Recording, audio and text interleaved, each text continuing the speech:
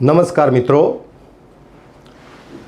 અધ્યયન એકેડમીના online platform પરથી આપનું હાર્દિક અભિવાદન કરું છું. મિત્રો, અધ્યયન એકેડમીનો મુખ્ય ગોલ પ્રારંભથી પરિણામ સુધી, અમે તમને પ્રારંભથી પરિણામ સુધી લઈ જવા માટે કટિબદ્ધ છીએ. તમે અમારી સાથે જોડાઓ. મિત્રો, તમને ખ્યાલ પણ આવી ગયો છે કે હવે પરીક્ષા પદ્ધતિમાં જબરજસ્ત ફેરફાર થયો છે. હવે તમારી સામે પેપરલેસ પરીક્ષા પદ્ધતિ આવી છે અને મને લાગે છે કે એ તમારા હિતમાં છે. તમને ખૂબ ઉપયોગી થાય એવી સરસ મજાની આ પદ્ધતિ છે. તો આપણે એ પરીક્ષા ખૂબ સારી રીતે આપી શકીએ, એમાં પ્રશ્નોના ખૂબ સરળ અને સાચા જવાબો આપી અને આપણે આપણી મંજિલને પ્રાપ્ત કરી શકીએ. તો આવો આપણે સૌ સાથે મળીને સહિયારો પ્રયાસ કરી અને આપણે આપણી મંજિલ સુધી પહોંચીએ. આજે ગુજરાતીના લેક્ચરમાં આપણે છંદ ભણવાના છીએ. મિત્રો, છંદ એટલે ભાષાનું ગણિત. આજનું લેક્ચર તમે બરાબર જો ભણી લો, આજનું લેક્ચર તમે બરાબર શીખી લો અને બરાબર સમજી લો તો મને લાગે છે કે 80% છંદ તમને બહુ સરળતાથી આવડી જાય એવું આજે માહિતીસભર લેક્ચર હું લઈને તમારી સામે આવ્યો છું. ભાષાનું ગણિત એટલે છંદ. છંદ માટે સ્વર, વ્યંજન, રસ્વ સ્વર, દીર્ઘ સ્વર એની માહિતી આપણી પાસે હોવી જરૂરી છે. અને બધી પારિભાષિક શબ્દો જે આપેલા છે, બધી પારિભાષિક જે વ્યાખ્યાઓ આપેલી છે એની આપણે ઝીણવટભરી ચર્ચા આજના લેક્ચરમાં કરવાની છે. તમે મારી સાથે આ લેક્ચરના અંત સુધી જોડાયેલા રહેજો. તમને ઘણું બધું જાણવા મળશે, ઘણું બધું નવું મિત્રો તમને શીખવા મળશે. તો આવો આપણે શરૂઆત કરીએ છીએ ગુજરાતીમાં છંદથી. છંદ એ ગુજરાતી ભાષાની, ખાસ કરીને છંદ એ પદ્યમાં આવે છે. છંદ હંમેશા ગાઈ શકાય. જ્યારે કેટલાક અલંકારો ગાઈ શકાય અને કેટલાક અલંકારોને ગાઈ શકાતા નથી. પદ્યમાં આવતા અલંકારો ગાઈ શકાય અને ગદ્યમાં આવતા અલંકારોને ગાઈ શકાતા નથી. જ્યારે છંદ જે છે એ છંદ હંમેશા ગાઈ શકાય. એટલે ગેય રચનાઓને છંદ કહેવામાં આવે છે. તો અહીંયા છંદની શરૂઆત કરીએ એના પૂર્વે આપણે ઘણા બધા એના પારિભાષિક શબ્દો છે, પારિભાષિક એની વ્યાખ્યાઓ છે, એ વ્યાખ્યાઓથી વિદિત થવું મારી દ્રષ્ટિએ ખૂબ જ જરૂરી છે. તો અહીંયા આ છંદમાં આપણે એના પ્રકાર જોઈએ છીએ. પ્રકાર જોતા પૂર્વે એની વ્યાખ્યાને સ્પષ્ટ કરી લઈએ આપણે કે છંદ કોને કહેવાય, છંદ એટલે શું. અહીંયા છંદની વ્યાખ્યા મિત્રો આપેલી છે કે છંદ કોને કહેવાય. છંદ એ ગુજરાતી ભાષામાં કાવ્યનું બંધારણ રચવા માટે જરૂરી છે. તો છંદની વ્યાખ્યા શું કહે છે? છંદ કાવ્યમાં મધુરતા લાવવા માટે કરવામાં આવતી મેળવાળી રચનાને છંદ કહેવામાં આવે છે. કાવ્યમાં મધુરતા લાવવા માટે, સુંદરતા લાવવા માટે કરવામાં આવતી મેળવાળી રચનાને છંદ કહેવામાં આવે છે. સંસ્કૃતમાં છંદને વૃત્ત કહેવામાં આવે છે. સંસ્કૃતમાં છંદને વૃત્ત કહેવામાં આવે છે અને અંગ્રેજીમાં છંદને મીટર કહેવામાં આવે છે. છંદને મીટર કહેવામાં આવે છે. અને ગુજરાતીમાં આપણે એને શું કહીએ છીએ? આપણે એને છંદ કહીએ છીએ. ગુજરાતીમાં આપણે એને છંદ કહીએ છીએ. તો કાવ્યમાં મધુરતા લાવવા માટે કરવામાં આવતી મેળવાળી રચનાને છંદ કહેવામાં આવે છે. છંદ હંમેશા ગાઈ શકાય. છંદ હંમેશા ગાઈ શકાય। છંદના સામાન્ય અથવા મુખ્ય પ્રકાર કેટલા છે? ઘણી વખત મિત્રો તમને એવો પ્રશ્ન પૂછાય કે છંદના મુખ્ય પ્રકાર કેટલા છે અને છંદના સામાન્ય પ્રકાર કેટલા છે? તો તમારી સામે સામાન્ય શબ્દ વાપરવામાં આવે કે પછી મુખ્ય શબ્દ વાપરવામાં આવે તો બંનેનો જવાબ મિત્રો કેવો બને છે? એક જ બને છે। બંનેનો જવાબ એક જ બને છે। છંદના સામાન્ય અથવા મુખ્ય પ્રકાર બે છે। કયા કયા બે પ્રકાર છે? એક અક્ષરમેળ છંદ, જેને રૂપમેળ પણ કહેવામાં આવે છે અને સંખ્યામેળ પણ કહેવામાં આવે છે। એક અક્ષરમેળ છંદ અને બીજો એનો માત્રામેળ છંદ। અને માત્રામેળ છંદ લયમેળ છંદના નામથી પણ ઓળખાય છે। લયમેળ છંદ એટલે માત્રામેળ છંદ, અક્ષરમેળ છંદ એટલે રૂપમેળ છંદ અને સંખ્યામેળ છંદ। તો અહીંયા આ છંદના મુખ્ય અથવા સામાન્ય બે પ્રકાર થયા। તમે છંદની વ્યાખ્યાથી પણ વિદિત થયા। છંદના મુખ્ય પ્રકારો કેટલા છે? હવે અક્ષરમેળ છંદ કોને કહેવાય અને માત્રામેળ છંદ કોને કહેવાય એની વ્યાખ્યા આપણે બરાબર સમજી લઈએ। અક્ષરમેળ છંદની વ્યાખ્યા। અક્ષરમેળ છંદ કોને કહેવાય? જે છંદમાં અક્ષરોની ગણતરીને ધ્યાનમાં લેવામાં આવતી હોય તેને અક્ષરમેળ છંદ કહેવામાં આવે છે। જે છંદમાં અક્ષરોની ગણતરીને ધ્યાનમાં લેવામાં આવતી હોય તેને અક્ષરમેળ છંદ કહેવામાં આવે છે। એને બહુ સરળ રીતે કહેવું તો એમ કહી શકીએ કે અક્ષર અક્ષર વચ્ચે મેળ સધાતા જે છંદ બને તે અક્ષરમેળ। અહીંયા જે છંદમાં શાની ગણતરી ધ્યાનમાં લેવામાં આવે? અક્ષરોની ગણતરી। મિત્રો ગણતરી શબ્દ છે, ગણતરી શબ્દ છે અને આ પૂછાયેલો શબ્દ છે એટલે જોડણીના સ્વરૂપમાં આ ગણતરી તો બંનેમાંથી સાચી જોડણી ગણતરી। એવો બીજો સારો શબ્દ છે ખાતરી, તો આ ખાતરીની જોડણી સાચી છે અને આ ખાતરી શબ્દની જોડણી ખોટી છે।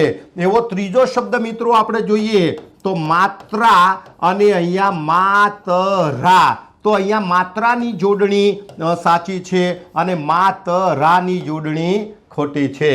આ સંદર્ભની વાત થઈ, તમે બરાબર ધ્યાને લેજો કે જે છંદમાં અક્ષરોની ગણતરીને ધ્યાનમાં લેવામાં આવતી હોય તેને અક્ષરમેળ છંદ કહેવામાં આવે છે।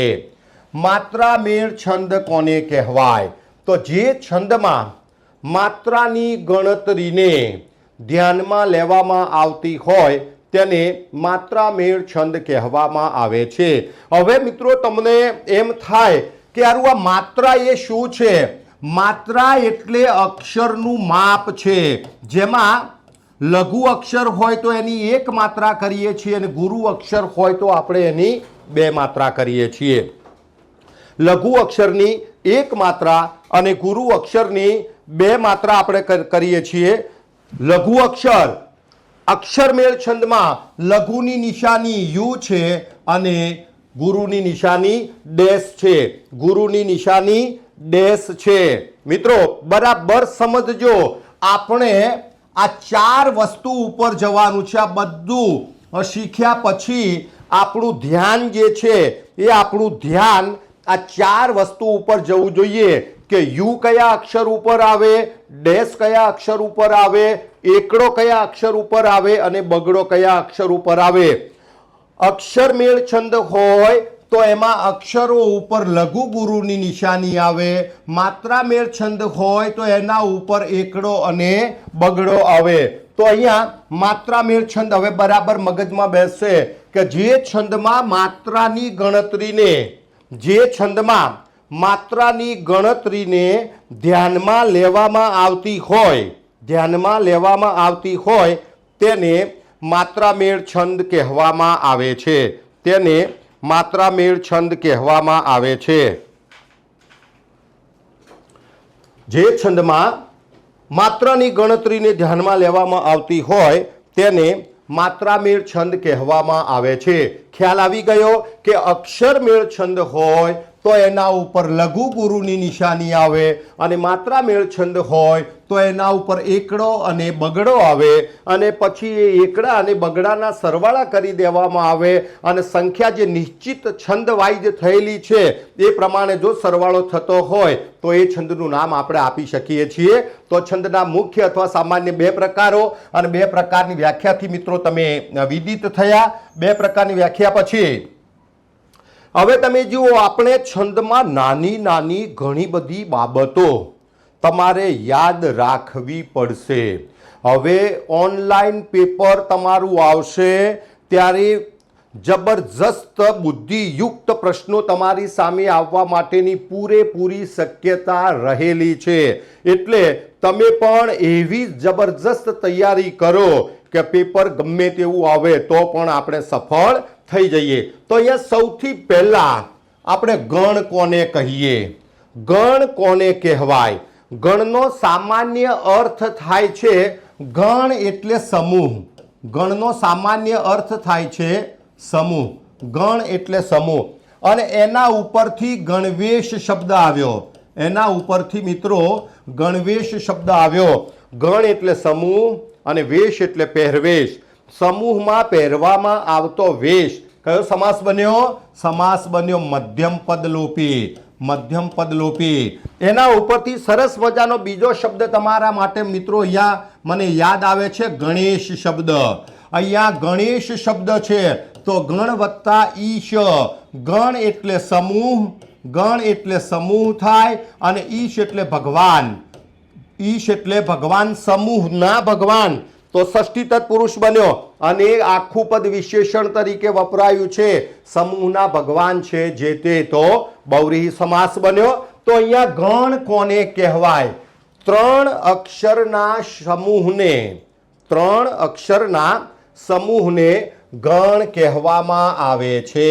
તમે લોકો છંદમાં ઘણી બધી અત્યારે તમે જુઓ સંપાદકોની, લેખકોની ઘણી બધી ચોપડીઓ આજે આ બજારમાં પ્રાપ્ય છે અને આપણે જોઈએ છીએ તો પંક્તિને ત્રણ ત્રણના ટુકડામાં, ત્રણ અક્ષરના ટુકડામાં, દાખલા તરીકે મગન, છગન, જગતને લૂંટે છે. તો અહીંયા ત્રણ ત્રણ અક્ષરના સમૂહ કરીને પંક્તિના ભાગ પાડવાની જે પ્રક્રિયા છે એને ગણ કહેવાય. તો એને વ્યાખ્યા શું બની? ત્રણ અક્ષરના સમૂહને ગણ કહેવામાં આવે છે. યાદ રાખજો, છંદના બધા જ નિયમો ત્રણ અક્ષરના શબ્દ ઉપર લાગુ પડે છે. બે અક્ષર છેલ્લે વધતા હોય કે એક અક્ષર વધતો હોય તો છંદનો કોઈ નિયમ એના ઉપર લાગુ પડતો નથી. તો ત્રણ અક્ષરના સમૂહને ગણ કહેવામાં આવે છે. યતિ કોને કહેવાય? યતિ. યતિ બીજા કયા નામથી ઓળખાય છે?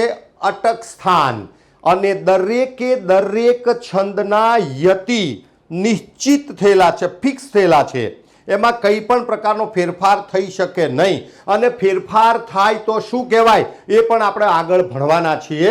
તો અહીંયા યતિ કોને કહેવાય?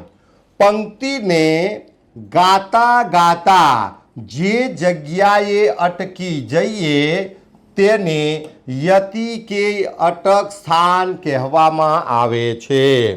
પંક્તિને ગાતા ગાતા જે જગ્યાએ અટકી જઈએ, ઊભા રહીએ ત્યારે એને યતિ કે અટક સ્થાન કહેવામાં આવે છે.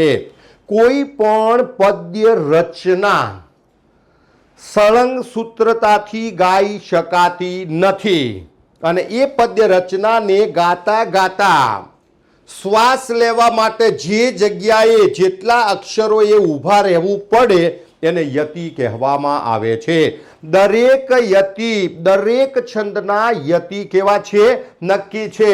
દાખલા તરીકે પૃથ્વી છંદ છે તો પૃથ્વી છંદનું યતિ કેટલા અક્ષરે આવે છે? 8મા કે 9મા અક્ષરે. શિખરીણી છંદ છે તો શિખરીણી છંદના યતિ સ્થાન કેટલા અક્ષરે આવે છે? તો 6 કે 12 આવે છે. મંદાક્રાંતા છે તો મંદાક્રાંતામાં યતિ સ્થાન કેટલા અક્ષરે આવે છે? 4 અથવા 10 આવે છે. હરિણી છે તો હરિણીમાં યતિ સ્થાન કેટલા અક્ષરે આવે છે? 6 કે 10 આવે છે.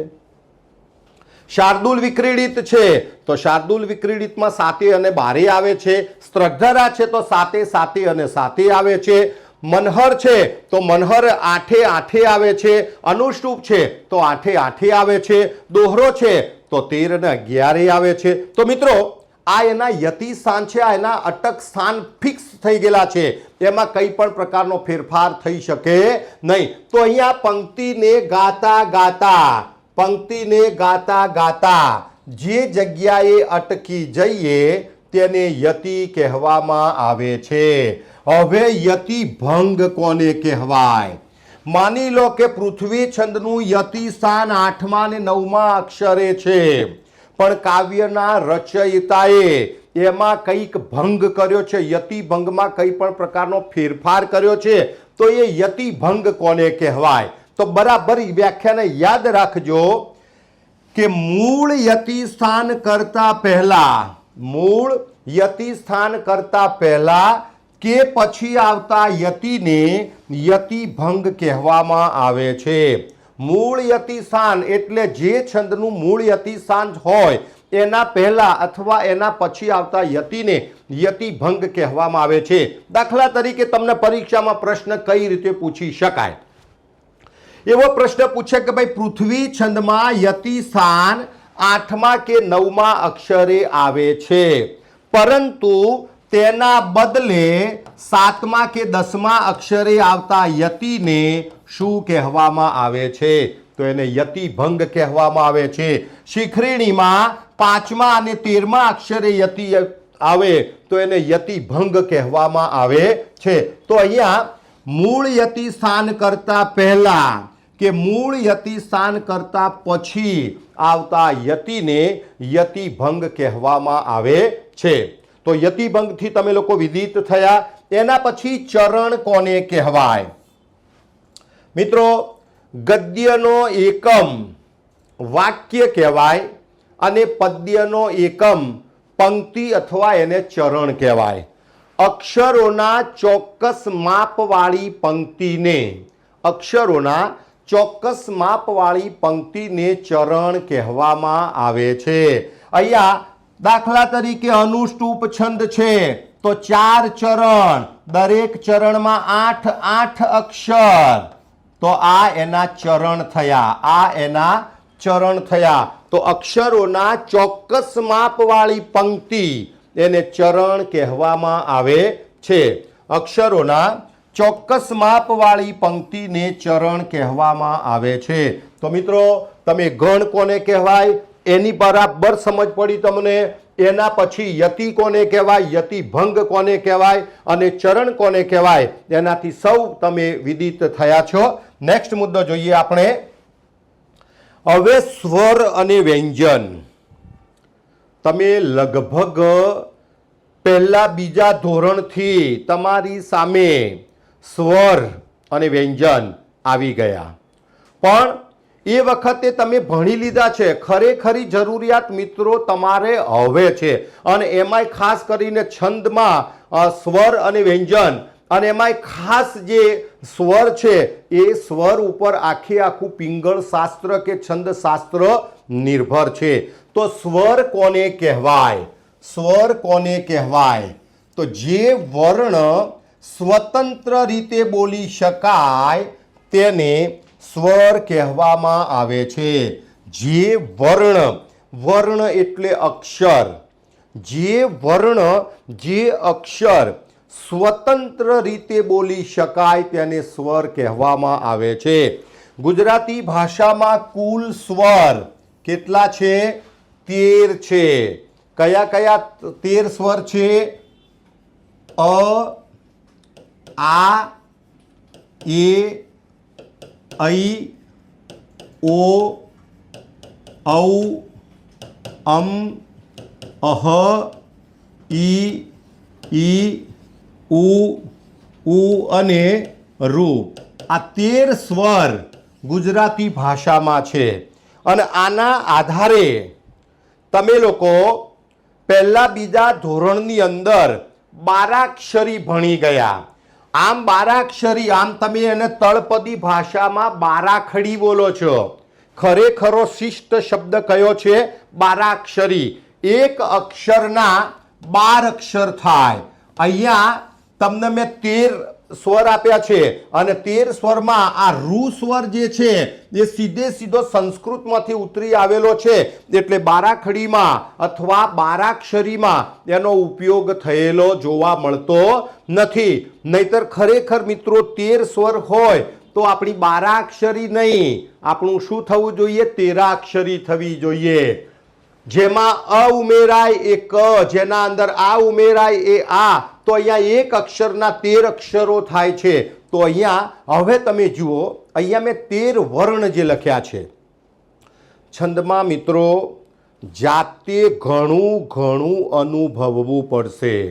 તમે છોડી દેશો તો નહીં ચાલે, તમારે જાતે અનુભવ કરવો પડશે. તમે અ બોલો તો અહીંયા અસ્વતંત્ર રીતે બોલાય છે. આ બોલો તો આ સ્વતંત્ર રીતે બોલાય છે. એ બોલો તો એ સ્વતંત્ર રીતે બોલાય છે. ઓ બોલો તો ઓ સ્વતંત્ર રીતે બોલાય છે. આ 13 વર્ણ બોલવા માટે તમારે બીજા કોઈ વર્ણની મદદ લેવી પડતી નથી. એટલે કહેવાય કે જે વર્ણ સ્વતંત્ર રીતે બોલી શકાતા હોય તેને સ્વર કહેવામાં આવે છે. તેને સ્વર કહેવામાં આવે છે. હવે વ્યંજન કોને કહેવાય? વ્યંજન જે વર્ણ સ્વરની મદદ વિના બોલી શકાતા નથી. જે વર્ણ સ્વરની મદદ વિના બોલી શકાતા નથી તેને વ્યંજન કહેવામાં આવે છે. ગુજરાતી ભાષામાં કુલ વ્યંજન કેટલા છે? કુલ વ્યંજન 36 છે. તો જે વર્ણ સ્વરની મદદ વિના બોલી શકાતા નથી, તમે ક બોલો, આખો કક્કો જે છે એ આખો કક્કો શું છે? એ વ્યંજન છે. તમે ક બોલો તો કોની મદદ લેવી પડે છે? અની મદદ લેવી પડે છે. તમે ખ બોલો, ગ બોલો, ઘ બોલો, અંગ બોલો, ચ બોલો, છ બોલો, જ બોલો, જ બોલો અને જંચ બોલો. આમાં કોની મદદ લેવી પડે છે? આમાં તમારે આ વર્ણને બોલવા માટે તમારે સ્વરનો સહારો લેવો પડે છે. એટલે જે વર્ણ સ્વરની મદદ વિના બોલી શકાતા નથી તેને શું કહેવામાં આવે છે? તેને વ્યંજન કહેવામાં આવે છે. અને જે સ્વતંત્ર રીતે બોલી શકાય છે તેને સ્વર કહેવામાં આવે છે. તો અહીંયા કુલ વ્યંજનો આપણી પાસે 36 છે. તમે ઘણી જગ્યાએ આ 2 મેં લખ્યા છે, આ અનુનાસિક છે. ગુજરાતી ભાષામાં 5 અનુનાસિક છે. અંગ, જંચ, ણ, ન અને મ. આ 5 અનુનાસિક છે.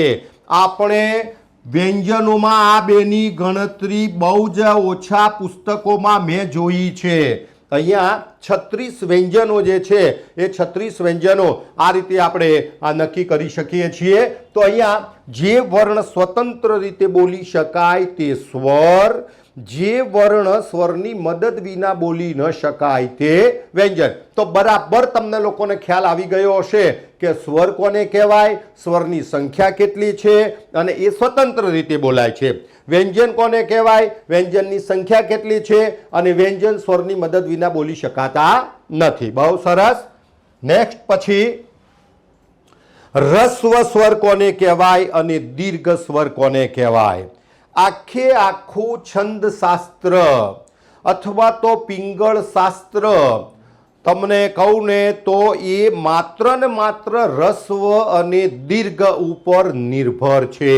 તમારે એની સાથે જબરજસ્ત ઘરોબો કેળવવો પડશે કે રસ્વ સ્વર કોને કહેવાય અને દીર્ઘ સ્વર કોને કહેવાય. રસ્વ સ્વર કોને કહેવાય? તો જે સ્વરના ઉચ્ચારણમાં ઓછો વખત લેવાતો હોય, જે સ્વરના ઉચ્ચારણમાં ઓછો વખત લેવાતો હોય તેને રસ્વ સ્વર કહેવામાં આવે છે. તેને રસ્વ સ્વર કે આપણે એને લઘુ સ્વર કહીએ છીએ. જે સ્વરના ઉચ્ચારણમાં, તો વાત ક્યાં આવી? જાતિ અનુભવવાની વાત આવી.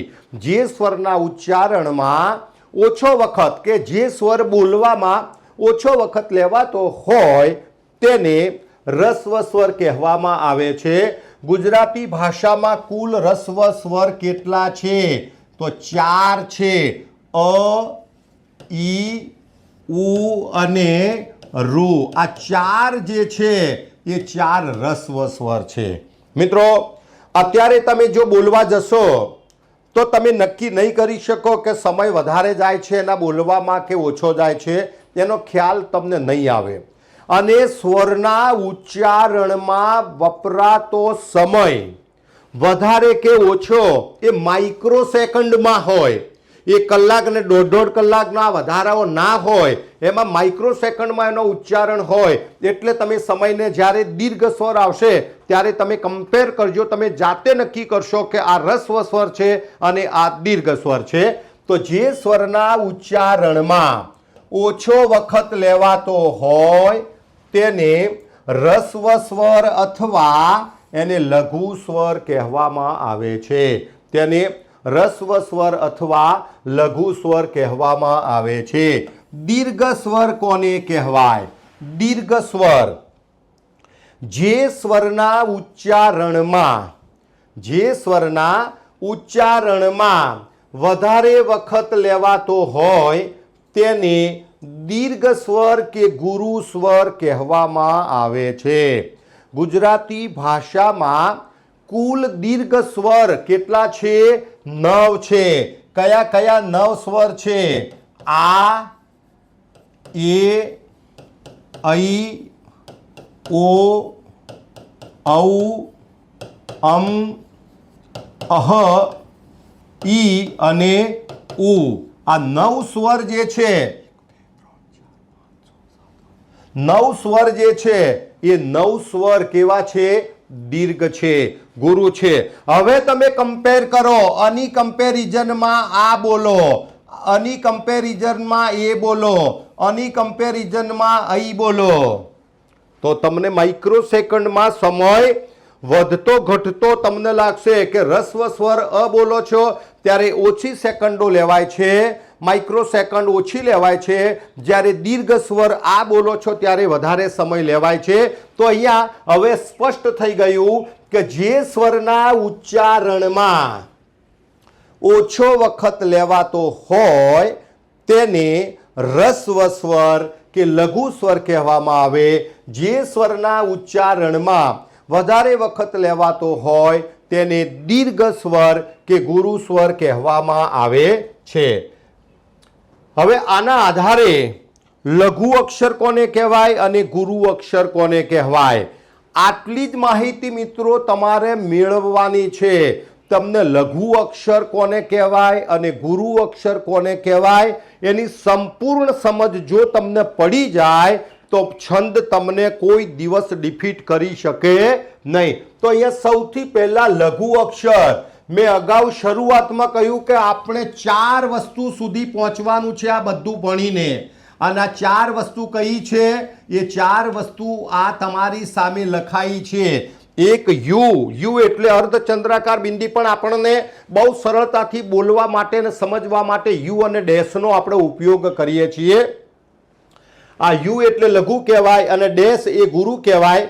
અહીંયા એકડો એ લઘુનું માપ છે અને બગડો એ ગુરુનું માપ છે. આપણે આ 4 વસ્તુ ઉપર જવાનું છે અને 4 વસ્તુ ઉપર જવા માટે અત્યારે જે આપણે ભણી રહ્યા છીએ એ ભણવું મારી દ્રષ્ટિએ ખૂબ જ મહત્વનું છે. તો તમને આના ઉપર જવામાં ઘણી બધી સરળતા રહેશે. તો સૌથી પહેલા લઘુ અક્ષર કોને કહેવાય? લઘુનો અર્થ થાય છે નાનું. લઘુનો અર્થ થાય છે નાનું. અહીંયા નાનો અક્ષર એનો અર્થ એ નથી કે અહીંયા આ લ હું આવો લખું અને એક લ આવો લખું તો કે આ લઘુ છે અને આ ગુરુ છે, એવું નહીં. બંને અક્ષરો કેવા છે? બંને લઘુ છે. તો શેમાં નાના કે મોટા? અક્ષરો બોલવામાં. બોલવામાં નાના કે મોટા? જે બોલવામાં નાનો હોય તે લઘુ, જે બોલવામાં મોટો હોય તે ગુરુ.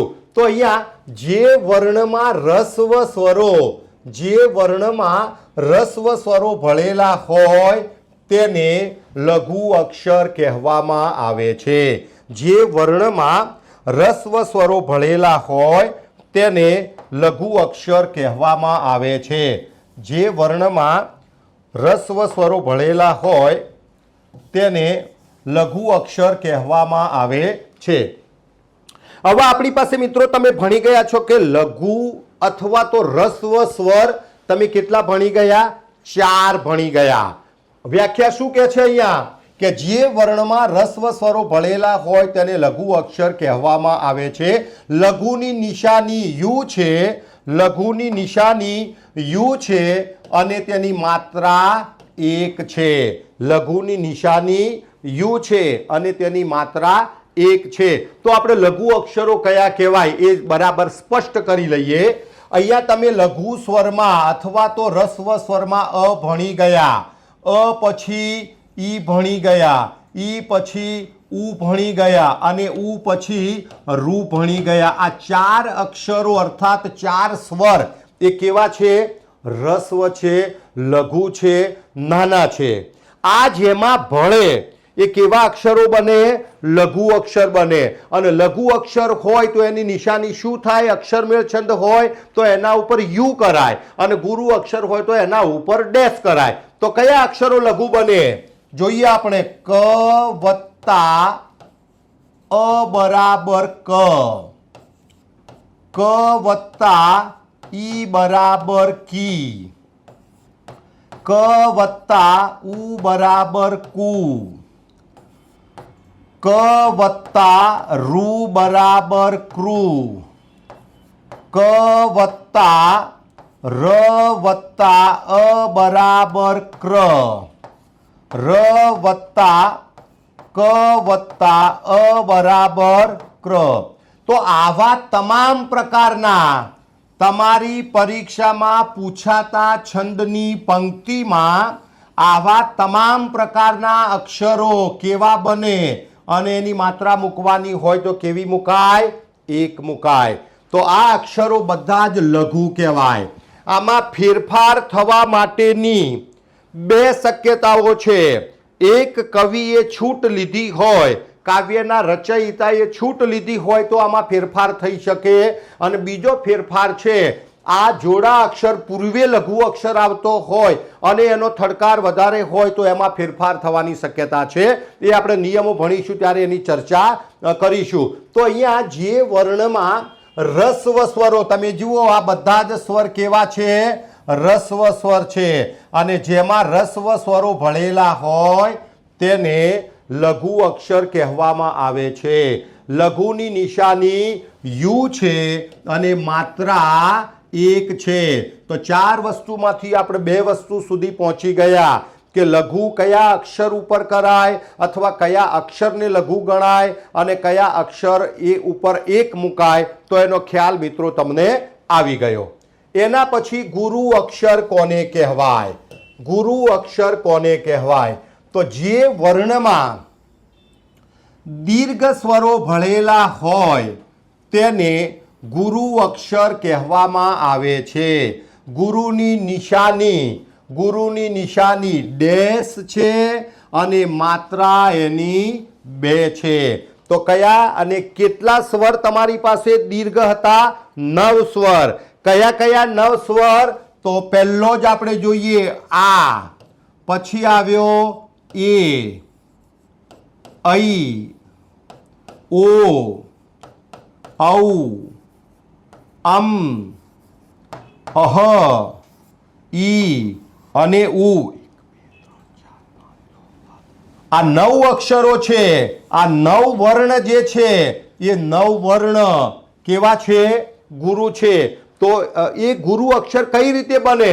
દાખલા તરીકે આ છે તો ક વત્તા આ બરાબર કા, ક વત્તા એ બરાબર કે, ક વત્તા ઐ બરાબર કઈ, ક વત્તા વત્તા ઓ બરાબર કો, ક વત્તા ઔ બરાબર કૌ, ક વત્તા અમ બરાબર કમ, ક વત્તા અહ બરાબર કહ, ક વત્તા ઈ બરાબર કી અને ક વત્તા ઉ બરાબર કુ. તો આવા તમામ પ્રકારના અક્ષરો કેવા બને?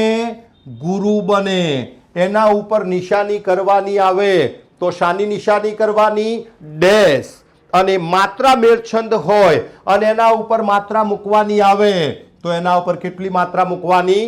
2. તો આ 4 વસ્તુમાંથી બીજી 2 વસ્તુ પણ તમારી પાસે આવી ગઈ કે ગુરુ અક્ષર હોય તો ગુરુ અક્ષરની નિશાની એ ડેશ છે, ગુરુ અક્ષરની માત્રા એ 2 છે. આમાં ફેરફાર થવાની શક્યતા કેટલી છે? એક જ. કઈ ફેરફાર થવાની શક્યતા? કવિએ છૂટ લીધી હોય તો. જ્યારે રસ્વ સ્વર અથવા તો લઘુ સ્વર જે છે અથવા તો લઘુ અક્ષર જે છે એમાં ફેરફાર થવાની શક્યતાઓ કેટલી? 2. કઈ કઈ? એક, કવિએ છૂટ લીધી હોય તે, અને બીજી જોડા અક્ષર પછી આવતો લઘુ અક્ષર હોય તો નિયમ પ્રમાણે એ કેવો બને? ગુરુ બને. તો આ 4 વસ્તુથી તમે લોકો વિદિત થયા. ગુરુ અક્ષર કોને કહેવાય? લઘુ અક્ષર કોને કહેવાય? હવે શ્રુતિ ભંગ કોને કહેવાય અથવા શ્રુતિ ભંગ એટલે શું? એક ગુરુ અક્ષરના સ્થાને 2 લઘુ અક્ષર આવે તેને શ્રુતિ ભંગ કહેવામાં આવે છે. એક ગુરુ અક્ષર આવવાનો હોય, દાખલા તરીકે કા ગુરુ અક્ષર આવવાનો હોય પણ એની જગ્યાએ કર શબ્દ 2 લઘુ અક્ષર આવે, 2 લઘુ અક્ષર આવે તો એને શ્રુતિ ભંગ કહેવાય. તો એને શ્રુતિ ભંગ કહેવાય. છૂટ કોને કહેવાય? છૂટ કોને કહેવાય? લઘુ અક્ષરને ગુરુ ગણવામાં આવે કે ગુરુ અક્ષરને લઘુ ગણવામાં આવે તેને છૂટ કહેવામાં આવે છે. હવે તમારી પાસે લઘુ અક્ષર કયો કહેવાય અને ગુરુ અક્ષર કયો કહેવાય એની સંપૂર્ણ માહિતી તમારી પાસે મિત્રો આવી ગઈ છે. છૂટ કોને કહેવાય? લઘુ અક્ષરને ગુરુ ગણવામાં આવે અને ગુરુ અક્ષરને લઘુ ગણવામાં આવે તેને છૂટ કહેવામાં આવે છે. દાખલા તરીકે અહીંયા હું લખું છું કાદવ શબ્દ લખું છું, કાદવ. હવે તમે જેમાં દીર્ઘ સ્વર ભળેલા છે એ ગુરુ અક્ષર બન્યો. ગુરુ ઉપર નિશાની કરવાની હોય ડેશ, જેમાં રસ્વ સ્વર ભળેલા હોય તે લઘુ અક્ષર બન્યો, એના ઉપર નિશાની કરવાની હોય યુ. યુ ડેશ ને આપણે સરળતાથી યાદ રહે એટલા માટે યુ ડેશ શબ્દ આપણે ચોક્કસ વાપરીશું. તો અહીંયા આના લઘુ ગુરુ કરીએ આપણે તો કા ઉપર શું આવે? કા ઉપર ગુરુ આવે પણ એના બદલે એના ઉપર લઘુ કરવામાં આવે. દ ઉપર શું આવે? લઘુ આવે પણ એના બદલામાં એના ઉપર ગુરુ કરવામાં આવે. વ ઉપર શું આવે? લઘુ આવે પણ એના બદલામાં એના ઉપર ગુરુ કરવામાં આવે. એને છૂટ કહેવામાં આવે છે. છૂટ કોણ લઈ શકે અને કેમ લેવી પડે? તો છૂટ માત્ર ને માત્ર કાવ્યનો રચયિતા લઈ શકે અર્થાત કવિ લઈ શકે. કેમ લેવી પડે? છંદમાં લઘુ ગુરુની સંખ્યાને સરખી કરવા માટે અને યોગ્ય બંધારણ બેસાડવા માટે. આ 2 કારણોસર કવિ કાવ્યનો રચયિતા છૂટ લેતો હોય છે. તો લઘુ અક્ષરને ગુરુ ગણવામાં આવે કે ગુરુ અક્ષરને લઘુ ગણવામાં આવે તેને છૂટ કહેવામાં આવે છે. અને છૂટ આપણે પંક્તિમાંથી શોધવાની છે. અને કઈ રીતે શોધવાની થાય છે એ આપણે જ્યારે પંક્તિના લઘુ ગુરુ કરીશું ત્યારે ચોક્કસપણે આપણે એને બરાબર શીખીશું અને બરાબર એને આપણે પામીશું. તમને ચોક્કસ એનો ખ્યાલ આવશે. તો અહીંયા લઘુ અક્ષરને ગુરુ ગણવામાં આવે કે ગુરુ અક્ષરને લઘુ ગણવામાં આવે તેને શું કહેવામાં આવે છે? છૂટ કહેવામાં આવે છે. છૂટ કોણ લઈ શકે? છૂટ કાવ્યનો રચયિતા લઈ શકે. શા માટે લેવામાં આવે? તો અહીંયા પંક્તિમાં અર્થાત છંદમાં લઘુ ગુરુની સંખ્યાને સરખી કરવા માટે અને બીજું છંદનું યોગ્ય અને સાચું બંધારણ બેસાડવા માટે છૂટનો પ્રયોગ કરવામાં આવતો હોય છે. એના પછી પંક્તિના લઘુગુરુ કરીએ. એ લઘુગુરુ કરતા પૂર્વે આપણે હજુ ગણસૂત્રને ભણવાનું બાકી છે. ગણસૂત્ર કોને કહેવાય અને એ આખું ગણસૂત્ર મિત્રો મારી દ્રષ્ટિએ તમને આવડવું જરૂરી છે. કારણ કે એ ગણસૂત્રની અંદર જ આખા પિંગળ શાસ્ત્રના કે છંદ શાસ્ત્રના તમામે તમામ પ્રકારના છંદના બંધારણ એના અંદર આવી જાય છે. જસ જસ યલગા યમન સભલગા એ ગણસૂત્રમાં આવી જાય છે. તો ગણસૂત્ર કોને કહેવાય? લઘુ ગુરુની નિશાની વાળા સૂત્રને ગણસૂત્ર કહેવામાં આવે છે. લઘુ ગુરુની નિશાની વાળા સૂત્રને ગણસૂત્ર કહેવામાં આવે છે. અને ગણસૂત્ર કેટલા ગણનું બનેલું છે? ગણસૂત્ર 8 ગણનું બનેલું છે. ઘણી વખત પ્રશ્ન પૂછાયો છે કે ગણસૂત્ર કેટલા ગણનું બનેલું છે. કારણ કે ગણસૂત્ર જ્યારે તમે વાંચશો અથવા તમે જ્યારે જોશો ત્યારે એમાં તમને 10 ગણ દેખાતા હશે, પણ વાસ્તવમાં એ 10 ગણ નથી. તો એ ગણસૂત્ર કયું છે? લઘુ ગુરુની નિશાની વાળા સૂત્રને ગણસૂત્ર કહેવામાં આવે છે. કયું ગણસૂત્ર? દાખલા તરીકે ય મા તા રા જ ભા ન સલગા. યમા તારા જ ભાને સલગા. ये माता तारा भाने सळगाव. बहु सरलताथी याद रहे तमने. यमा तारा ज भाने सळगा. यमा तारा જ ભાને સલગા. અહીંયા લ એ શાની નિશાની છે? લઘુની નિશાની છે. ગા એ શાની નિશાની છે? ગુરુની નિશાની છે. અહીંયા ગણસૂત્ર ક્યાં સુધી છે? સગણ સુધી છે. યમા તારા જ ભાને સલગા. આની અંદર મભન તત ગાગા જત જર મર ભન ય ય ય મસ જસ તત ગા જસ જસ યલ ગા યમન સભલ ગા. તમામે તમામ પ્રકારના બધા જ છંદના બંધારણ આની અંદર સમાવિષ્ટ છે. અત્યારે હું જસ જસ યલગા બોલું તો તમને બરાબર નહીં સમજાય કે યાર જસ જસ યલગા તો થતું નથી ને કઈ રીતે બોલાય છે. તો એ સીધે સીધું બને એવું આપણે આ સૂત્રને થોડુંક સરળ બનાવી દઈએ કે ય ગણ ક્યારે આવે? ય માતા. મ ગણ ક્યારે આવે? મ ગણ ક્યારે આવે? માતારા. માતારા. ર ગણ ક્યારે આવે? ર ગણ ક્યારે આવે? રાજ રાજભા. જ ગણ ક્યારે આવે? જ ભા ન. ભ ગણ ક્યારે આવે? ભા ન સ. ન ગણ ક્યારે આવે? ન સ લ. સ ગણ ક્યારે આવે? સ લ ગા. અને લઘુનો લ આવે અને ગુરુનો ગા આવે. હવે તમે જુઓ તમને બરાબર સમજાશે આ સૂત્ર બરાબર. આના ઉપરથી હવે તમને યમન સભલગાએ વંચાશે. જસ જસ યલગા દેખાશે. મભન તત ગાગા દેખાશે. મસ જસ તત ગા દેખાશે. નસ મર સલ ગા દેખાશે. મર ભન ય ય દેખાશે. જત જર દેખાશે અને તત જ ગાગા દેખાશે અને જત જ ગાગા દેખાશે. ટૂંકમાં તમામ પ્રકારના બધા છંદના બંધારણ તમને આમાં દેખાશે. અને આ સંજ્ઞા વાંચતા મારે તમને કરવા છે. આ સંજ્ઞા વાંચતા તમને આવડી જાય એટલે છંદ અમારી દ્રષ્ટિએ તમને આવડી ગયા કહેવાય. હવે તમે જુઓ ય મ ન સ ભ લ ગા. જ સ જ સ ય લ ગા. જસ જસ ય લ ગા. અને આમાં ક્યાંક તકલીફ પડે એટલે આ સૂત્ર અને 3-3ના ગણના ટુકડા કરી દીધા છે એટલે તમને યાદ રાખવામાં પણ ખૂબ સહેલું પડશે. તો અહીંયા લઘુ ગુરુની નિશાની વાળા સૂત્રને ગણસૂત્ર કહેવામાં આવે છે. અને ગણસૂત્ર કેટલા ગણનું બનેલું છે? 8 ગણનું બનેલું છે. ગણસૂત્ર 8 ગણનું બનેલું છે. બંધારણ કોને કહેવાય? બંધારણ કોને કહેવાય? તો છંદને ઓળખવા માટે વપરાતા સૂત્રને, છંદને ઓળખવા માટે વપરાતા સૂત્રને બંધારણ કહેવામાં આવે છે. દાખલા તરીકે જસ જસ ય લગા તો એ બંધારણ બન્યું, યમન સભ લગા તો એ બંધારણ બન્યું. છંદને ઓળખાવા માટે વપરાતા સૂત્રને બંધારણ કહેવામાં આવે છે.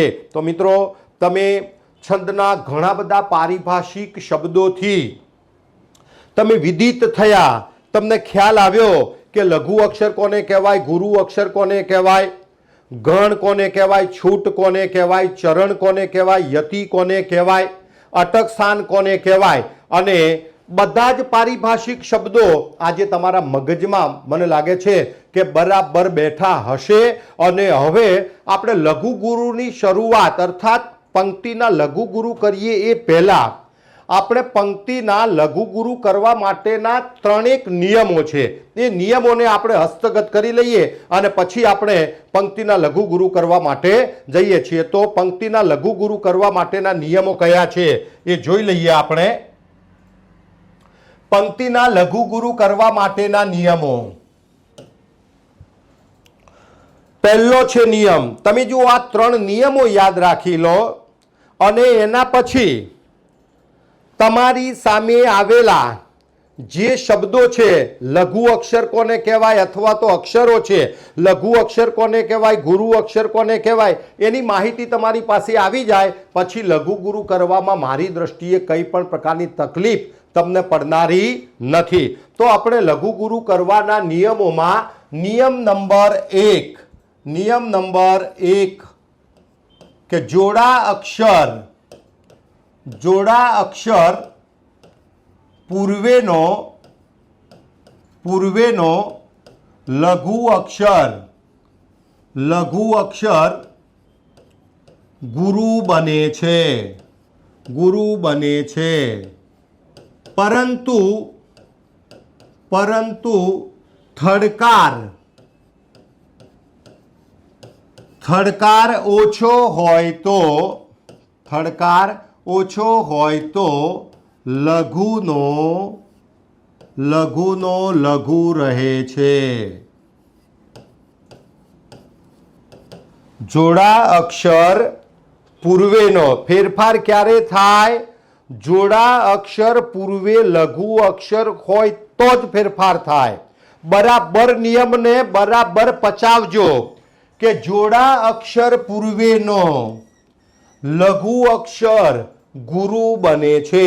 બધા જ લઘુ અક્ષરો ગુરુ બનતા નથી, પણ જેનો થડકાર, અહીંયા થડકાર શબ્દ મિત્રો તમારી પાસે આવ્યો છે તો થડકારમાં તમને થડકાર હશે કે આ થડકાર કેવા પ્રકારનું પ્રાણી છે. થડકાર એટલે કોઈ પણ જોડિયો અક્ષર બોલતી વખતે તમારી સ્વર પેટી ઉપર પડતો વજન. એને બહુ સાદી રીતે આ જો નિયમને સમજવો હોય તો ફરીથી સાદી રીત લખું છું અહીંયા કે કોઈ પણ જોડા અક્ષર બોલતી વખતે તમને લોડ પડે, લોડ શબ્દ આપું છું તમને, લોડ પડે ત્યારે તેની પૂર્વેનો લઘુ અક્ષર ગુરુ બને છે અને લોડ ના પડે તો લઘુનો લઘુ રહે છે. આવ્યું ને અનુભવવાનું? અનુભવવું પડશે જાતે, ઘણું અનુભવવું પડશે, પણ સમજણ પડી જશે પછી અનુભવવામાં પણ ક્યાંય કંઈ પણ પ્રકારની તકલીફ તમને પડનારી નથી. તો જોડા અક્ષર પૂર્વેનો લઘુ અક્ષર ગુરુ બને છે, પરંતુ થડકાર ઓછો હોય તો લઘુનો લઘુ રહે છે. પરીક્ષામાં જ્યારે આપણે છંદના વિભાગમાં, છંદના પ્રશ્નમાં જ્યારે આપણે જઈએ છીએ ત્યારે આપણી પાસે 2 ટ્રેક હશે મિત્રો. એક ટ્રેક હશે અક્ષરમેળ છંદનો અને બીજો હશે માત્રામેળ છંદનો. તો પહેલાં આપણે એ નક્કી કરવું પડશે કે પૂછાયેલી પંક્તિ એ અક્ષરમેળ છંદની છે કે માત્રામેળ છંદની છે. તો એના માટે આપણે પ્રથમ સોપાન કયું અનુસરવું પડશે? આપેલી પંક્તિના અક્ષરો ગણવા પડશે. જો 17 અક્ષર થાય તો તમને વિશ્વાસ બેસે કે ભાઈ 17 અક્ષરના અક્ષરમેળમાં 4 છંદ છે. 19 અક્ષર થાય તો 19 અક્ષરનો એક છંદ છે. 21 અક્ષર થાય તો 21નો એક છે. 32 થાય તો 32નો એક છે. પછી 11 અક્ષરના, 12 અક્ષરના, 14 અક્ષરના અને 15 અક્ષરના ઘણા બધા છંદ તમારે ભણવાના છે. હવે એવો નિયમ નથી કે ભાઈ 17 અક્ષર વાળો છંદ એ માત્રામેળ ન હોઈ શકે. હોઈ શકે. 19 અક્ષર વાળો છંદ એ માત્રામેળ ન હોઈ શકે એવું ન બને. એ પણ હોઈ શકે. તો એ આપણે કઈ રીતે નક્કી કરવાનું છે? તો એ આપણે જ્યારે પ્રકારો ભણીશું ત્યારે હું તમને સમજાવીશ કે એ કઈ રીતે તમારે નક્કી કરવાનું છે. તો પહેલા આપણે પંક્તિના અક્ષરો ગણવાના છે અને પંક્તિના અક્ષરો ગણીએ છીએ ત્યારે આપણે અડધિયા અક્ષરને કોઈ જગ્યાએ હિસાબમાં લેવાનો નથી. દાખલા તરીકે અહીંયા મુક્ત શબ્દ લખું છું તો કેટલા અક્ષર થયા? 1 અને 2. આ જોડિયો અક્ષર છે એને આપણે હિસાબમાં લેવાનો નથી. હવે ફરીથી આપણે મૂળ નિયમ ઉપર આવીએ છીએ કે જોડા અક્ષર પૂર્વેનો લઘુ અક્ષર ગુરુ બને છે અને થડકાર ઓછો હોય તો તે લઘુનો લઘુ રહે છે. એને મેં સાદી રીતે તમને બતાવી છે કે કોઈ પણ જોડા અક્ષર બોલતી વખતે તમને લોડ પડે, તમારી સ્વર પેટી ઉપર વજન પડે તો એના પૂર્વેનો લઘુ અક્ષર કેવો બને? ગુરુ બને. અને બિલકુલ સરળતાથી બોલાતો હોય તો એની પૂર્વેનો લઘુ અક્ષર લઘુનો લઘુ રહે છે. દાખલા તરીકે તખ્તેશ્વર શબ્દ લખું છું. તખ્તેશ્વર. અહીંયા મુક્તેશ્વર શબ્દ છે. મુક્તેશ્વર. અને અહીંયા ગળ્યું શબ્દ લખું છું અને અહીંયા મળ્યું શબ્દ લખું છું. સમજો મિત્રો, બરાબર સમજવાનું છે કે જોડા અક્ષર પૂર્વેનો લઘુ અક્ષર ગુરુ બને છે પરંતુ થડકાર ઓછો હોય તો લઘુનો લઘુ રહે છે. તમે તખ્તેશ્વર શબ્દનું ઉચ્ચારણ કરો, તમારી સ્વર પેટી ઉપર વજન પડે છે. તખ્તેશ્વર શબ્દ ગળામાંથી ઘસાઈને બહાર નીકળે છે એટલે કેવો શબ્દ બન્યો? થડકાર વાળો શબ્દ. તો આ ત કેવો છે? લઘુ છે. પણ આ જોડા અક્ષરના કારણે આ ત કેવો બની ગયો? ગુરુ બની ગયો. અહીંયા સ્વ જોડા અક્ષર છે, થડકાર વાળો છે, પણ એના પૂર્વે કેવો અક્ષર છે? ગુરુ છે. તો ગુરુનું કોઈ નામ ના લે, મોટાનું કોઈ નામ ના લે, એટલે આપણે ગુરુ બનવાનું છે. અહીંયા મુક્તેશ્વર. મુક્તેશ્વર. તો મુક્તેશ્વરમાં પણ થડકાર વાળો શબ્દ છે તો અહીંયા મુ કેવો બની ગયો? ગુરુ બની ગયો. અહીંયા સ્વ થડકાર વાળો શબ્દ છે પણ એના પૂર્વે ગુરુ અક્ષર છે. જોડા અક્ષર પૂર્વેનો લઘુ અક્ષર હોય તો જ ગુરુ બને. જો ગુરુ હોય તો કંઈ પણ પ્રકારનો ફેરફાર થાય નહીં. હવે તમે જુઓ એની સામે બે શબ્દો છે, ગળ્યું અને મળ્યું. ગળ્યું શબ્દ બિલકુલ પોલાઇટલી બોલાય છે એટલે એના પૂર્વેનો લઘુ અક્ષર કેવો રહ્યો? લઘુનો લઘુ રહ્યો. મળ્યું અક્ષર કેવો બોલાય છે? બિલકુલ લાઇટલી બોલાય છે એટલે એનો લઘુ અક્ષર કેવો રહ્યો? લઘુનો લઘુ રહ્યો. હવે નિયમ બરાબર સમજાયો તમને કે જોડા અક્ષર પૂર્વેનો લઘુ અક્ષર ગુરુ બને છે. જોડા અક્ષર પૂર્વેનો લઘુ અક્ષર ગુરુ બને છે પરંતુ થડકાર ઓછો હોય તો લઘુનો લઘુ રહે છે. પરંતુ થડકાર ઓછો હોય તો લઘુનો લઘુ રહે છે. તો એક નિયમ તમને બરાબર સમજાઈ ગયો. નિયમ નંબર 1 તમારા મગજમાં બરાબર બેઠો. નિયમ નંબર 2, અનુસ્વાર. અનુસ્વાર હળવો કે પોચો હોય તો, હળવો કે પોચો હોય તો તે લઘુ બને છે. અનુસ્વાર હળવો કે પોચો હોય તો તે લઘુ બને છે અને તીવ્ર કે કઠોર હોય તો તે ગુરુ બને છે. અનુસ્વાર હળવો કે પોચો હોય તો તે કેવો બને છે? લઘુ બને છે. અને કઠોર કે તીવ્ર હોય તો તે કેવો બને છે? કઠોર કે તીવ્ર હોય તો તે ગુરુ બને છે. ફરીથી વ્યાખ્યા જોઈ લઈએ નિયમ નંબર 1, 2 ની કે અનુસ્વાર હળવો કે પોચો હોય તો તે લઘુ બને છે અને કઠોર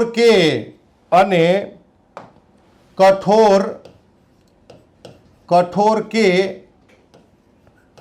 તીવ્ર હોય તો તે ગુરુ બને છે. કઠોર કે તીવ્ર હોય તો તે ગુરુ બને છે.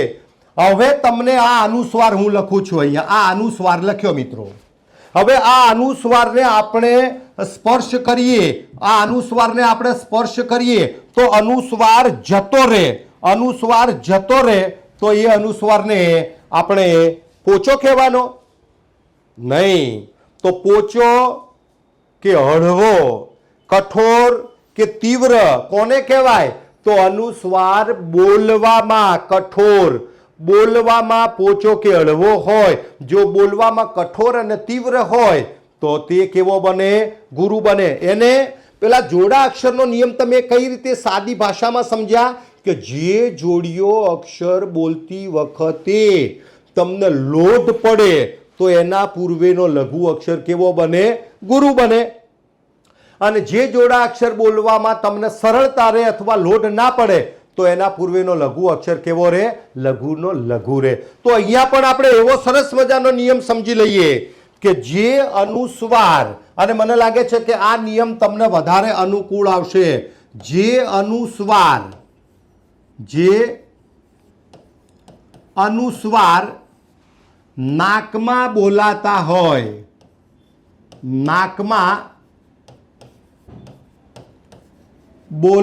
હોય તેને જે અનુસ્વાર નાકમાં બોલાતા હોય તેને ગુરુ બને છે. જે અનુસ્વાર નાકમાં બોલાતા હોય તે ગુરુ બને છે અને જેની નોંધ નાક ના લેતું હોય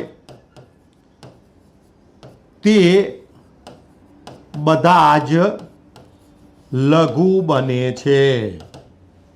જે અનુસ્વાર અનુનાસિકા વિવરમાં આપણા નાકમાં જેનું ઉચ્ચારણ થતું હોય એવા તમામ પ્રકારના અનુસ્વાર કેવા બને? ગુરુ બને.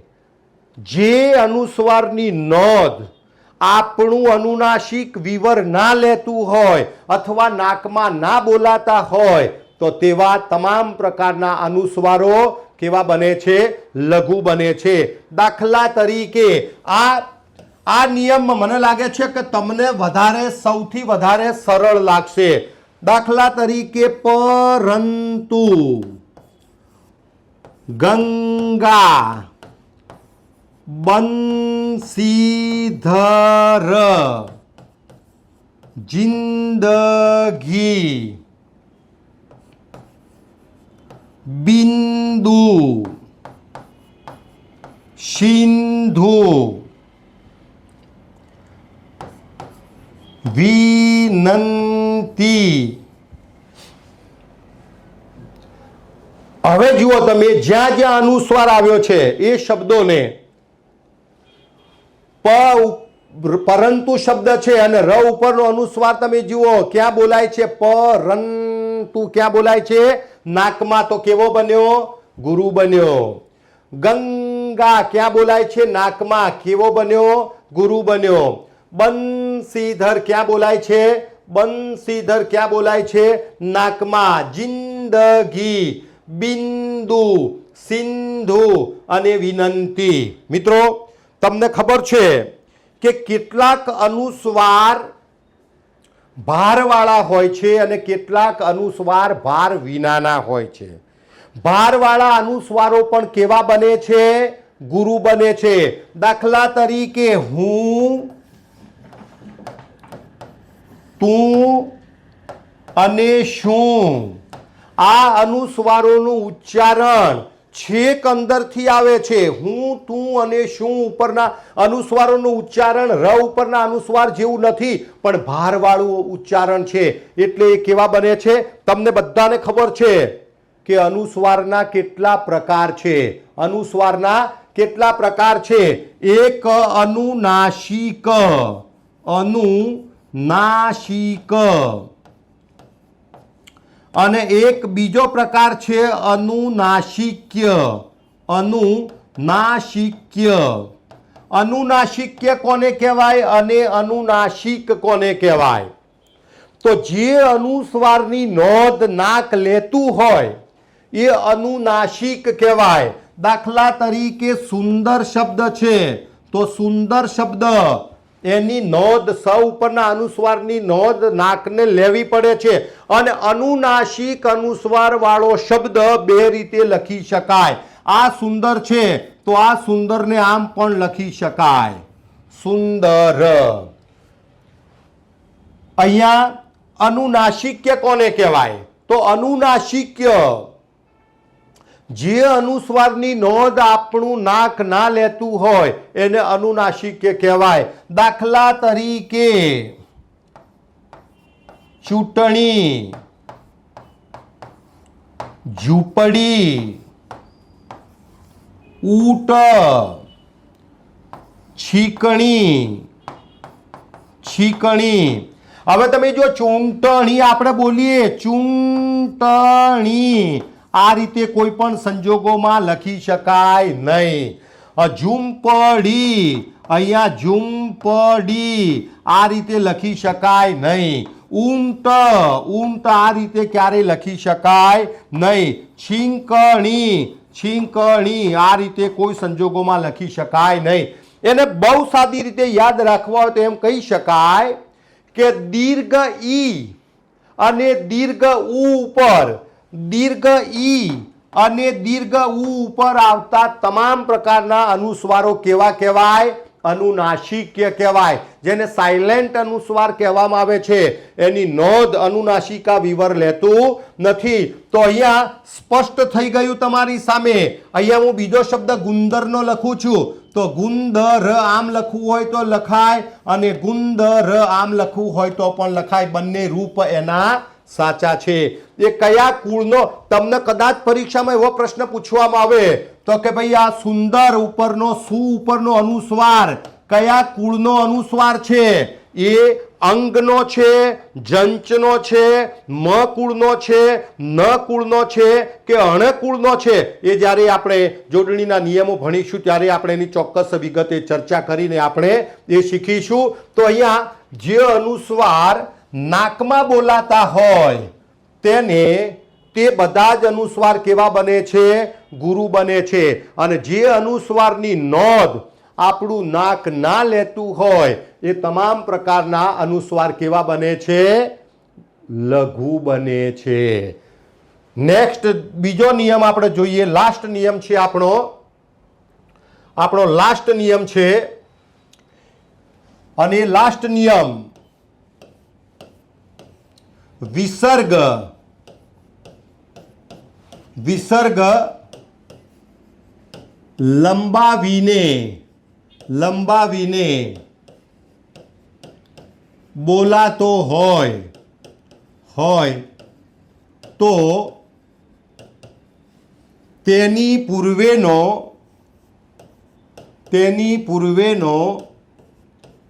લઘુ અક્ષર ગુરુ બને છે, ગુરુ બને છે. અને લંબાવ્યા વિના બોલાતો હોય તો તેની પૂર્વેનો લઘુ અક્ષર લઘુ રહે છે. વિસર્ગ લંબાવીને બોલાતો હોય તો તેની પૂર્વેનો લઘુ અક્ષર ગુરુ બને છે અને લંબાવ્યા વિના બોલાતો હોય તો લઘુનો લઘુ રહે છે. હવે મિત્રો આપણને એ ખબર હોવી જોઈએ કે વિસર્ગ કોને કહેવાય, કારણ કે વિસર્ગ એ સીધો સંસ્કૃતમાંથી ગુજરાતીમાં ઉતરી આવ્યો છે. અહીંયા આપણે જોઈએ છીએ આવા બે ટપકા જે આવે છે એને વિસર્ગ કહેવાય અને એનો ઉચ્ચાર શું થાય છે? એનો ઉચ્ચાર હ થાય છે. આને વિસર્ગ કહેવાય. હવે વિસર્ગ લંબાવીને બોલાતો હોય, બરાબર સમજો નિયમને. વિસર્ગ લંબાવીને બોલાતો હોય તો તેની પૂર્વેનો લઘુ અક્ષર ગુરુ બને અને લંબાવ્યા વિના બોલાતો હોય તો લઘુનો લઘુ રહે. દાખલા તરીકે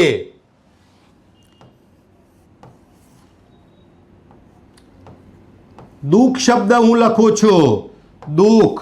અહીંયા અંતઃકરણ શબ્દ લખું છું, અંતઃકરણ. અહીંયા ક્રમશઃ શબ્દ લખું છું, ક્રમશઃ. હવે મિત્રો ખાસ યાદ રાખો કે ભાષામાં વિસર્ગવાળા શબ્દોની રચના એવી પ્રાકૃતિક રીતે થયેલી છે કે તમારું લંબાવેલું કે તમે લંબાવો એ રીતે ના ચાલે. એ શબ્દનું ઉચ્ચારણ જ આપોઆપ લંબાવીને થતું હોય અને જે વિસર્ગમાં ઘણા બધા વિસર્ગવાળા શબ્દો હશે તો એનું ઉચ્ચારણ લંબાવ્યા વિના પણ થતું હોય છે. દાખલા તરીકે અહીંયા દુઃખ શબ્દ છે તો દુઃખ શબ્દમાં આપણે દુહુક શબ્દ બોલતા નથી. દુઃખ શબ્દ વિસર્ગ આવે છે પણ આપણે દુહુક શબ્દ બોલતા નથી, એટલે એના પૂર્વેનો લઘુ અક્ષર કેવો રહેશે? લઘુનો લઘુ રહેશે. હવે અંતઃકરણ તમે બોલો, અંતઃકરણમાં આપોઆપ ત લંબાય છે, વિસર્ગ લંબાય છે, એટલે એના પૂર્વેનો આ લઘુ ત છે એ ત કેવો બની જશે? ગુરુ બની જશે. અહીંયા ક્રમશઃ તો ક્રમશઃમાં આપણો શ કેવો બની જશે? ગુરુ બની જશે.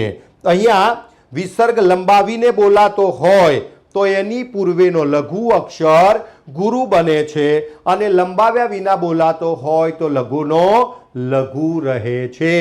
વિસર્ગની પૂર્વે આ જ્યાં વિસર્ગવાળા શબ્દો આવતા હોય તો વિસર્ગની પૂર્વે હંમેશા લઘુ અક્ષર હોય. કોઈ પણ વિસર્ગની પૂર્વે લઘુ અક્ષર હોય. દાખલા તરીકે નિહિસ્વાસ, નિહિસ્વાર્થ. તો અહીંયા વિસર્ગની પૂર્વે હંમેશા કેવા અક્ષરો આવે છે? રસ્વ અક્ષર આવે છે, લઘુ અક્ષર આવે છે. તો ખ્યાલ આવી ગયો તમને નિયમ નંબર 3માં. અને નિયમ છેલ્લો છે, બહુ સરળ છે કે છંદની પંક્તિમાં